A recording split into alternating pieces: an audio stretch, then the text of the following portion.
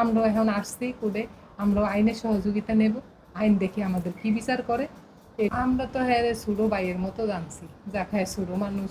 আমার জামাই সবসময় কইছে যেন হয় ছোটো মানুষ থাক, বেশি একটা আমরা করি না। এখন দেখতেছে ও সীমা ছাড়া করে, আমার ছবিও হ্যাঁ ছবির সাথে মিক্স করে। আমরা তো এতদিন মনে করছিলাম অন্য অন্য অন্য একজনের বুঝি ছাড়ছে, এখন দেখতেছি না হেয়ার পেজ থেকেই ছাড়া হয়েছে।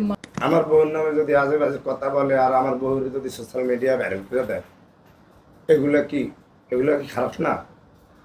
আমি ভাইরাল হওয়ার ঘরতে আমি কেউ 10টি কেউ চাই না।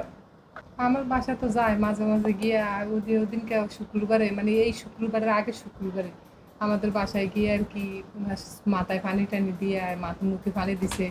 আমার মেয়েরা বলছে আমি বাসায় ছিলাম না। মা সবসময় যায়, দু একদিন পর পর যায়, গিয়ে ভিডিও টিডিও করে। আমি মানা করি যে আমাকে বাসার ভিডিও করিস না, তারপরে কথা শুনে না।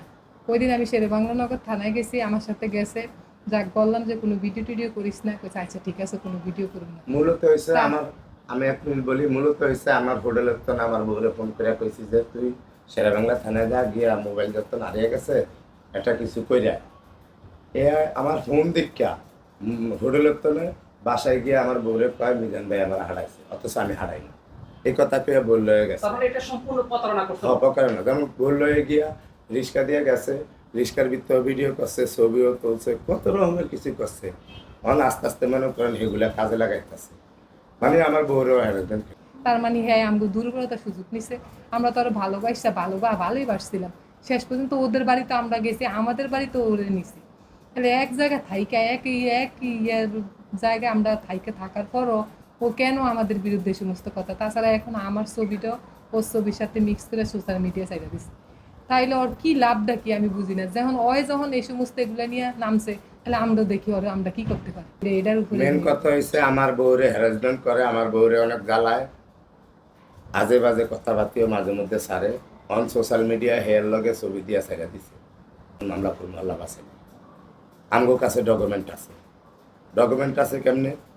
হয় যে ওর পেজের ভিতরে ভিডিও করে ছাড়ছে, ডাউনলোড করে রাখছি। হয় যে ওর পেজের ভিতরে আমার বউর লগে ছবি দিয়া ছাড়ছে, আমরা ডাউনলোড করে রাখছি।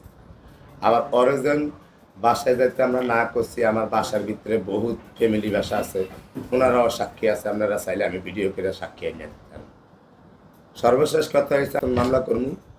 আমগো 10%-এর ভিতরে 8% আগে হয়েছি, আর 2% বাকি আছে। ওরা আমরা মনে করেন কালকের ভিতরে গুছিয়া আমরা মামলা করে দিই। আল্লাহ বাসালে আপনারা দোয়া করেন। আমার খালি দেশের মানুষের কাছে একটাই চাওয়া, আমি হইতে ভারী গরিব, আমার বাপ দাদারা গরিব না। আমার নামে আজে বাজে কয় আমি পুরুষ মানুষ চলে। আমার দেশের মানুষের কাছে একটাই চাওয়া, অন্তত যেন আমি ঠিক মতো বিচারটা ভাই।